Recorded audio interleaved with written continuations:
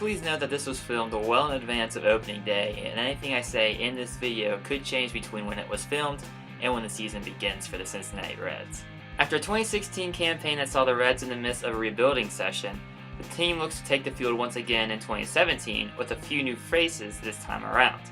Will the team mimic last year's result and fall to the bottom of the division while attempting to groom the talent of the future, or will they be able to bounce back and win the World Series? Allow me to explain. Let's start with the biggest news of the offseason for the Reds, the departure of Brandon Phillips. BP was traded to the Atlanta Braves after years of the Reds trying to deal him out earlier. With Phillips now gone, the starting second baseman job will most likely go to Jose Peraza. Peraza has enormous shoes to fill, and hopefully he can pick up being an everyday player well and quickly. Sticking with the defense, Votto will most likely retain his starting role at first, and Suarez most likely get the starting job at third again. Cozart for the time being is the starting shortstop, but that could all change in a matter of moments.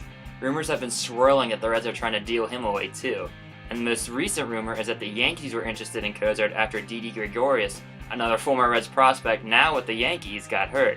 Cozart could join Aroldis Chapman as a New York Yankee, but apparently those plans have fallen through for the Yankees, so it's all speculation at this point, but expect Cozart to be gone sooner rather than later. Duvall and Hamilton are most likely going to be locked for left and center respectively, and Scott Schebler will probably get the starting role for right field. I would expect a platoon catching system with Mesoraco splitting time with Barnhart, who did pretty well when Mesoraco has been hurt the past 2 years.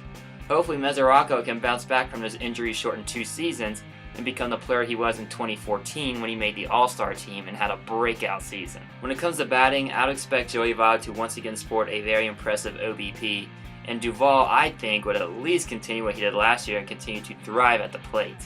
Hopefully Devin Mesoraco can once again return to his 2014 form with a bat in his hands, and the 2 biggest question marks for me this year when it comes to Reds hitting are Billy Hamilton and Eugenio Suarez.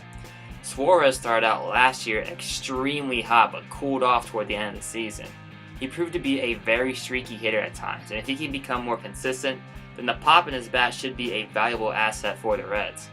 Hamilton, on the other hand, has the speed necessary to be a fantastic leadoff hitter.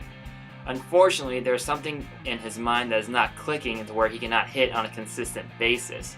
Hopefully that is resolved this year and he can become the leadoff hitter the Reds always hoped he would be.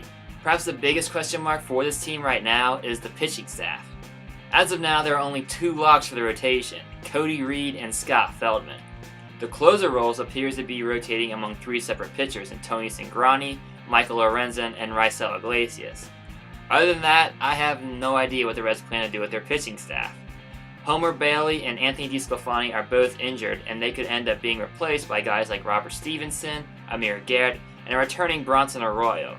I honestly have no idea of what to make of the Reds pitching staff this year, and the only thing for sure about it is that nothing is for sure. So that was my short, sweet, and simple analysis of the 2017 Reds season. Will they win the World Series? Probably not. Will they finish in the basement? Probably. I think they'll probably have 85 losses this year. I don't think they'll quite get to 100 as many people think, but the season overall will not be a good one or one to remember. Hopefully the Reds can groom their young talent and prepare to make a World Series run in the future. As for me, I'll still be cheering them on. I'm a die-hard Reds fan. I will watch every game that I can. And who knows, maybe a miracle could happen this year, and at the end of the season, the Cincinnati Reds could be hoisting up that Commissioner's Trophy. As I said though, probably not. Go Red Legs.